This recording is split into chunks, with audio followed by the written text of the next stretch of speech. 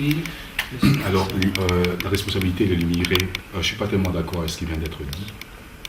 Et ça me permettra éventuellement de donner l'exemple de ce que nous sommes en train de faire maintenant avec Jacques Delaunoy, on en a parlé tout à l'heure. Nous sommes aussi avec Jean Robert qui participe à ce que nous faisons. Nous avons une association qui s'appelle l'ASBL Africa Rise, qui a pour but de mettre ensemble les deux mondes économiques d'Afrique, d'un côté, de l'Afrique francophone, que ce soit l'Afrique du Nord comme l'Algérie, l'Afrique de l'Ouest comme le Bénin ou l'Afrique centrale comme le Congo, et d'autre part des entreprises d'ici. Et nous utilisons un outil principal pour ce faire, qui est l'organisation d'un forum économique international. Alors, pour la première fois, c'est une première, vous allez entendre à Charleroi au mois d'avril, plus de 100 chefs d'entreprise africains de plus de 15 pays africains qui vont se déplacer ici, avec en parallèle des chefs d'entreprise belges. Ils vont se rencontrer dans des B2B pour échanger leurs projets d'affaires. C'est quand même quelque chose d'exceptionnel pour Charleroi.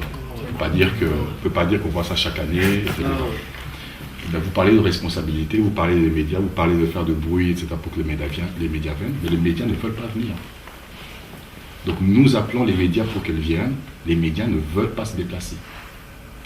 Et ça me permet aussi de répondre à ce que monsieur disait tout à l'heure par rapport au fait de dire que ce n'est pas toujours les politiques, mais c'est aussi les médias qui ont des manquements par rapport à tout ça. C'est vrai, mais c'est aussi aux politiques d'imposer un cahier de charges précis aux médias. Et ça, ils ont le pouvoir de le faire. Ils doivent imposer, comme on le voit dans certains pays, un certain cahier de charges pour mettre sous la lumière, par exemple, les femmes, si elles ne sont pas suffisamment représentées. Vous savez, moi, j'écoutais dernièrement une émission en France où une ministre est intervenue pour dire « j'ai imposé à ce que dans des émissions à caractère économique, qui est moitié femme, moitié homme ». Je ne sais pas si vous l'avez déjà constaté, quand il y a des sujets économiques, le 3 quarts ou le 80%, voire 90% des intervenants, ce sont des hommes, et non pas des femmes. Alors après, on s'étonne que les jeunes filles, une fois qu'elles entrent à l'université, font des filières faibles par rapport aux filières fortes. Pourquoi? C'est toujours les représentations. Le politique peut imposer, à un certain moment, aux médias, un cahier de charges précis en termes de multiculturalité, en termes de représentation des genres, en termes de représentation des personnes handicapées, etc. Et donc il y a une double responsabilité, je pense aussi, des médias. Ils pourraient le faire eux-mêmes sans que le politique leur impose, mais aussi les politiques qui ne font rien, me semble-t-il, pour qu'on voit davantage des situations exemplaires des minorités ethniques. Ça, je pense que c'est très important et il ne faut pas minimiser la responsabilité politique sur ce sujet. Et donc voilà un cas précis où, comme vous le dites, des gens issus de l'immigration qui font, je pense, une action citoyenne et qui veulent la médiatiser, parce que nous, on est vraiment effectivement dans cette approche, dans cette démarche, et les médias ne veulent pas se déplacer. Voilà. Merci, Monsieur Christian. Je vais encore vous poser une question. J'ai demandé tout à l'heure qu'est-ce qui peut faire à ce que, je pense que nous sommes ici au moins à 80% immigrés ou bien immigrants, qu'est-ce qui peut faire que on dise de nous que nous sommes des acteurs économiques, concrètement, ici en Belgique, par exemple, ou je ne sais pas. Moi, je pense qu'il ne faut pas réinventer le fil à couper le beurre. Il faut faire comme certaines minorités l'ont déjà fait avant nous. Il faut vraiment beaucoup de solidarité dans les communautés et puis, s'imposer de plus en plus dans certaines situations professionnelles. Hein, et puis les médias, c'est très important. Il faut vraiment, parce que des acteurs économiques, on en parle comme s'il n'y en avait pas, mais il y en a plein. Il y en a énormément des médecins. Si vous allez à l'hôpital de Civil ici, vous allez voir des médecins de Liban, de Roumanie, d'Afrique noire. Ne parlons même pas des infirmières ou des infirmiers, il y en a tout plein. Ça, c'est des réussites, c'est des grosses réussites. Être infirmier, c'est quand même des études qui demandent un certain bagage intellectuel, etc. Ne parlons pas des médecins. Et vous allez chez Alstom, vous trouvez ici des ingénieurs du Congo. Hein, voilà. Donc, je crois que les réussites, elles sont déjà là. Donc maintenant, il faut passer au stade où il faut faire connaître ces réussites. Il faut que ça passe au niveau des médias. Il faut vraiment obliger les médias à rendre compte de ce qui se passe. Les gens, malheureusement, vous savez, la plupart des gens, ce qui se trouve dans leur tête, c'est vraiment ce qui passe par les médias. C'est triste, mais c'est comme ça. Hein, les gens se mettent devant leur télévision, éventuellement devant leur radio, et écoutent tout ce qu'on leur dit. Et malheureusement, ces médias ne font pas suffisamment de place positive pour les minorités ethniques. Et donc je pense qu'il y a vraiment un combat médiatique, puisque la réalité économique est déjà là. Beaucoup d'acteurs économiques très importants. Je crois que maintenant il faut diffuser ça, il faut vraiment un combat au niveau médiatique. Et à mon avis, c'est un combat aussi au niveau politique.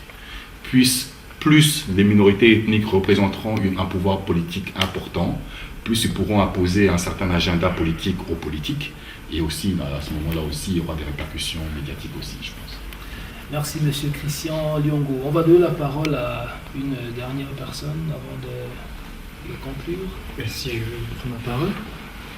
Oh oui, l'immigré, acteur économique. Ça, j'y crois. Je suis d'accord avec ce que monsieur... C'est parce que Christian Liongo. Oui, voilà. Parce que les chaînes en continu passent le temps à véhiculer des informations qui nuisent généralement à l'immigré. Et c'est pour cette raison qu'on voit aujourd'hui la montée des partis d'extrême droite quasi toute l'Europe. Et bon, maintenant, s'il faut prendre peut-être l'exemple d'un continent, d'un pays, d'un continent sur l'Amérique du Nord surtout, où on voit, c'est la première puissance du monde. Je pense qu'elle est aujourd'hui une première puissance du monde, malgré une lutte par le passé. C'est parce qu'elles ont su accepter, parce que les États-Unis ont su accepter le noir et l'ont intégré facilement dans leur vie économique.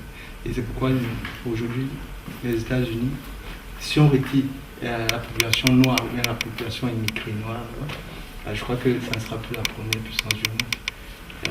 Donc je pense que les politiques, puisque l'objet de cette rencontre aujourd'hui, c'est de pouvoir montrer aux Belges ou bien aux Européens que l'immigré n'est pas seulement une charge ou un assisté, mais plutôt aussi, c'est aussi un atout pour les sociétés. Et il faudrait qu'ils sachent cela en prenant des exemples d'autres nations. Que voilà, quand nous arrivons ici, nous étudions, certes, peut-être dans un premier temps, nous sommes peut-être une charge pour eux, mais bon, après, nous devenons plutôt rentables, nous pourrons être plutôt une force pour leur pays. Donc, ça serait peut-être une erreur pour eux. Et voilà pourquoi aujourd'hui, les pays comme le Canada profitent de leur bêtise. Parce qu'ils nous marginalisent ici, et de l'autre côté, on nous valorise. Et voilà comment c'est pas ceci. Merci, monsieur Oscar Momo. Pascal, tu as quelque chose à dire? Non, mais je crois que ici nous arrivons à la clôture donc, de ce café citoyen. Nous vous remercions d'avoir tous participé, d'avoir émis votre point de vue. Et donc, nous espérons vous voir aussi nombreux pour la prochaine fois. Merci.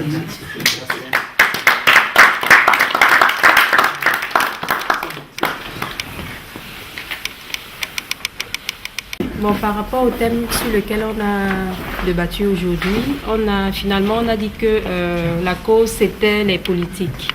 Comment est-ce que nous pourrions donc faire pour amener ces politiques à comprendre? C'est vrai qu'ils connaissent ce problème, mais ils refusent de réagir positivement à cela. Comment nous, les immigrants ou les immigrés, comment est-ce que nous pourrions faire pour les amener, pour vraiment imposer, pour leur imposer à pouvoir changer, donc à trouver une solution à ce problème, amener une solution à ce problème. Alors c'est à la fois très simple et éventuellement complexe. Les politiques n'entendent qu'une chose, c'est la puissance politique d'une communauté. Donc plus vous êtes nombreux à voter, à aller voter et à voter dans un sens précis, plus ils vont entendre le message que vous avez à véhiculer. Et ça, on le voit dans plusieurs pays, notamment aux États-Unis, où le Parti républicain aujourd'hui est en train de se remettre en cause et davantage prendre en compte le vote, par exemple, hispanique.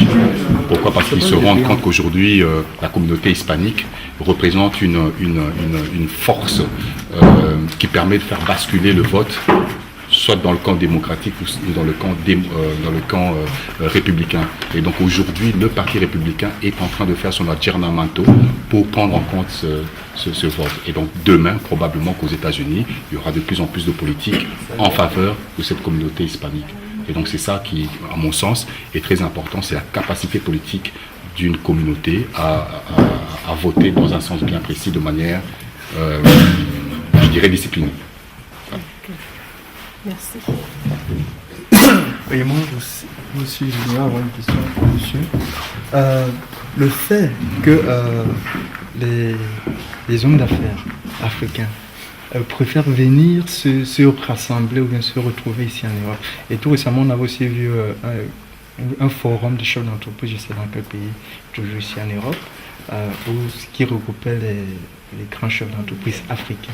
Est-ce que cela ne dévalorise, quelque part ne détruit pas ou bien comment je dirais cela, ne ternit pas l'image? Pourquoi il faut toujours venir en Europe avant de se faire valoriser? Est-ce qu'il faut toujours plaire à l'Européen avant d'être accepté chez soi? Alors je suis désolé de vous le dire, mais vous êtes mal informé, parce qu'il y a énormément de forums économiques qui se passent en Afrique, avec beaucoup d'Européens qui se déplacent en Afrique. Donc je ne sais pas où tirer l'information. Je pense même qu'il y a plus de forums économiques qui se passent en Afrique avec des Européens que le contraire. Parce qu'à mon sens, il y en a plus ou moins 4-5 en Europe et il y en a des dizaines en Afrique. Donc je ne sais pas où tirer vos informations, mais à mon avis, c'est une perception erronée de la réalité. Il y a encore prochainement ici un forum économique qui se passe au Maroc, avec des chefs d'entreprise européens. Je crois que ce mois-ci, il y en a un en cours, je crois, au Burkina Faso, Africalia. Il y en a encore très prochainement en Algérie. Il y en a eu en Côte d'Ivoire, ici, en 2014, qui s'est passé en Côte d'Ivoire. Voilà, Congo-Brazzaville, effectivement, Build Africa au Congo-Brazzaville au mois de février. Donc voilà, il y en a beaucoup plus qui se passe en Afrique avec des acteurs et des opérateurs économiques européens qui se déplacent vers l'Afrique que le contraire. Donc c'est juste une perception erronée comme on peut l'avoir très souvent. D'accord, je veux bien le croire. Et pourquoi alors, d'après ce que vous dites, on sent alors un dynamisme au sein des opérateurs économiques africains? Et pourquoi alors ça traîne? Parce qu'on aimerait quand même voir les faits. On entend le milliardaire africain, le Nigérian, d'à côté, qui dit voilà, pour aller en Afrique du Sud, il a besoin d'un passeport, d'un visa, alors qu'ici, ça passe vite. Pourquoi est-ce que ça traîne en Afrique? Pourquoi est-ce que les choses ne décollent pas vraiment? Pour que ça traîne le décollage économique? Oui, alors qu'ils sont aussi dynamiques que ça. Ok, donc là je commence à répondre sur des questions économiques, je veux bien. Je ne sais pas si c'était vraiment le sujet, mais bon, tout simplement parce qu'un décollage économique prend beaucoup de temps, hein, tout simplement. Hein. L'Europe s'est quand même développée sur plusieurs siècles, hein, pas sur 5 ans ou 10 ans. L'Europe a commencé une croissance dans, je sais pas moi, au 15e, 16e siècle, et cette croissance a porté ses fruits au 20e siècle. Donc il ne faut pas demander à l'Afrique de faire ce que l'Europe ou l'Amérique ou d'autres continents ou pays n'ont pas pu faire. Donc c'est un phénomène qui prend vraiment le temps, et je pense que dans les décennies à venir, on verra véritablement les fruits, les fruits de cette croissance-là. Est-ce que je me tromperais en disant que on pourrait faire court en ayant une monnaie africaine tout simplement, et voilà, en étant tout simplement indépendant monétairement? Je ne sais pas si le problème est vraiment, est vraiment un problème monétaire. Hein. Je ne sais pas si c'est vraiment véritablement ça le problème, mais c'est vrai que pour être de manière un peu plus globale sur ce sujet-là, le problème est effectivement un problème d'intégration continentale. Hein.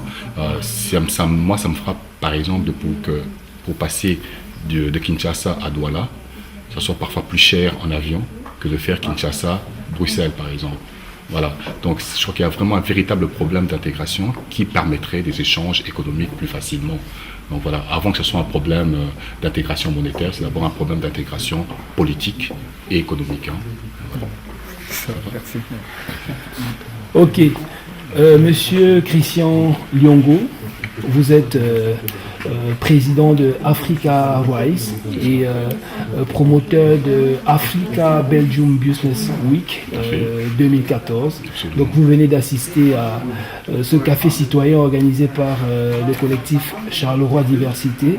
Donc je voudrais tout simplement avoir vos impressions par rapport à l'organisation des cafés de cette nature. D'accord, alors moi, il s'agissait de ma première participation à ce café citoyen. Le sujet m'a interpellé, j'ai été invité et j'ai souhaité effectivement y participer. Alors la conclusion de ma participation, c'est que j'en suis parfaitement satisfait. Le débat est libre et ouvert à chacun, quel que soit le profil des personnes présentes. Et donc j'encourage bien entendu ce genre d'initiative que je ne connaissais pas, que j'ai appris à connaître aujourd'hui. Et par rapport à cela, par rapport à mon vécu d'aujourd'hui, il est évident que si j'ai très prochainement une invitation, il est évident que je viendrai, et ce, quels que soient finalement les sujets traités, parce que je pense que ce qui est très important, c'est l'échange libre, l'échange démocratique entre les uns et les autres. Ça permet de nourrir notre propre réflexion, bien entendu. Donc je salue la chose. Merci Monsieur Christian Lyongo. Je vous remercie.